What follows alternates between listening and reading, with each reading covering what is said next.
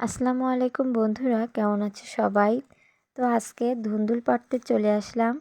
এটাকে আমাদের এলাকায় আমরা ধুন্দুল বলে থাকি, আবার অন্য অন্য এলাকায় শুনছি এটাকে পল্লাও বলে, আর অন্য এলাকায় কি বলে আমি ঠিক জানি না। তো এই সবজিটা কিন্তু খেতে খুবই সুস্বাদু হয়। আর আজকে আমরা ধুন্দুল পাড়ছি, আমাদের গাছে এবার প্রচুর পরিমাণে এই ফলটা হয়েছে। তো আমার আব্বু আজকে ধুন্দুল পাড়ছিল এগুলোকে বাজারে নিয়ে যাবে বলে।